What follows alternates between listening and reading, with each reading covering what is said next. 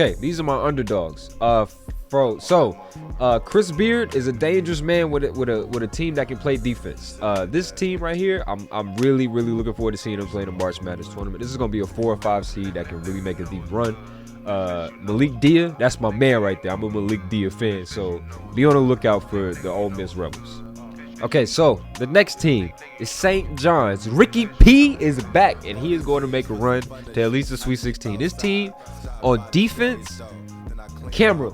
This team on defense, as you can, this UConn game showed me what I needed to see.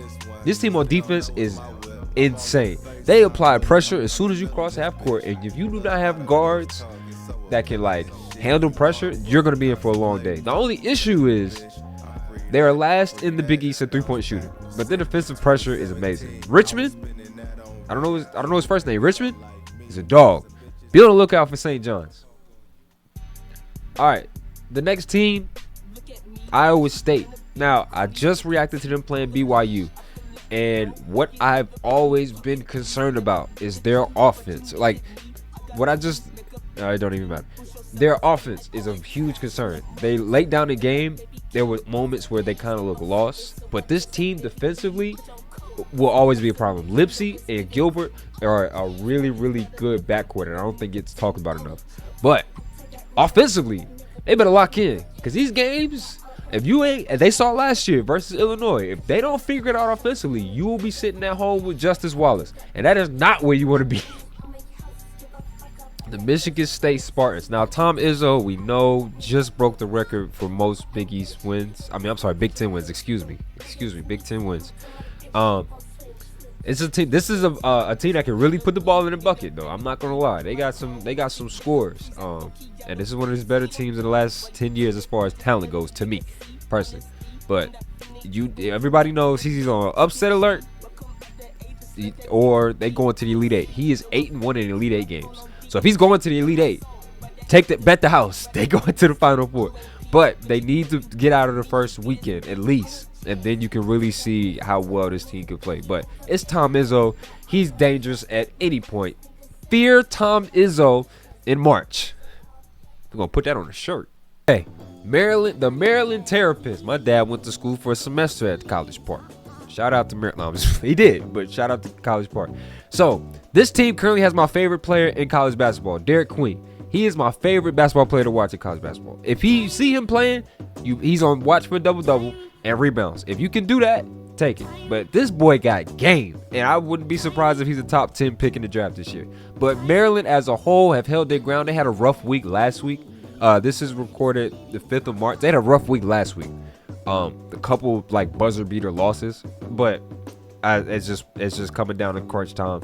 They've been playing great on offense. They've been holding it down on defense. It's just the buzzer beaters. It happens. It's basketball. You can't freak out over.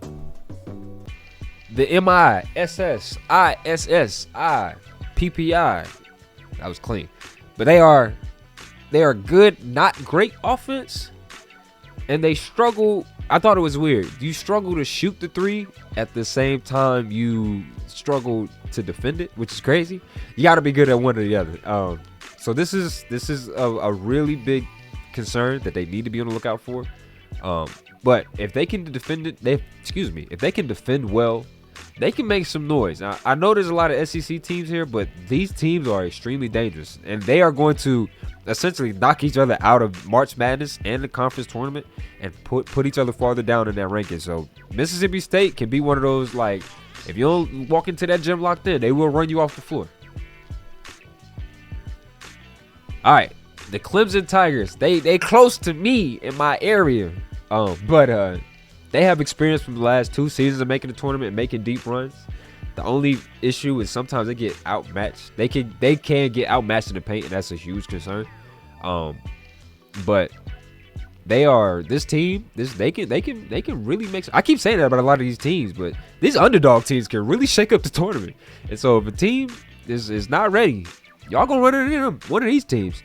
Ian Shefflin, 8 rebounds is a great play, or it's double-double as well, but they got some hoopers down there in Greenville, South Carolina, man. You better watch out for them boys. A couple of weeks ago, I made a video about Pat Kelsey and how he is one of the best coaches in college basketball for turning around this Louisville program. and he's finally getting the love that he deserves on the big stage. The only issue with this team is foul trouble. They have a lot of injuries, but their offense, Pat Kelsey offense ain't gonna be no issue.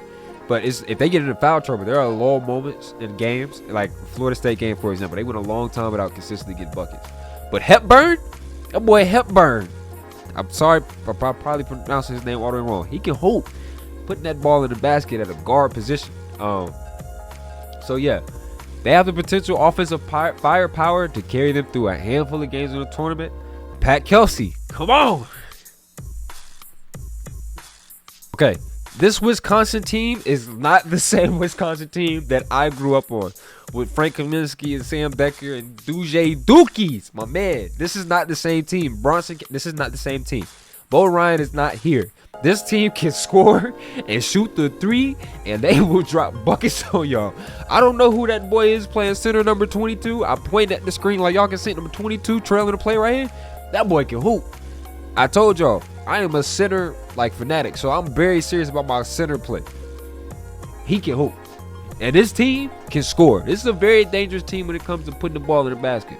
Defenses need to be on the lookout. And last but certainly not least, the UConn Huskies. Now, I know people think Dan Hurley sucks as a coach with his antics and whatnot. That is a veteran coach. He knows exactly what he's doing. He knows exactly what he can and can't say. And he's earned those stripes. This team is still coached by Dan Hurley. I don't care what their record is. I don't care how bad they've been this season at the moment. This is still a Dan Hurley team. Now, he can still coach his ass off. Excuse my language. Guard play and ball handling from that St. John's game is a huge concern. That proved to me that they do not have guards to handle the ball outside of DR. They need more than that. So look out for UConn. But Dan Hurley, that play you called at the end of that Seton Hall game, that call was ass. That play was ass. You deserve that L right there. I can't lie to you.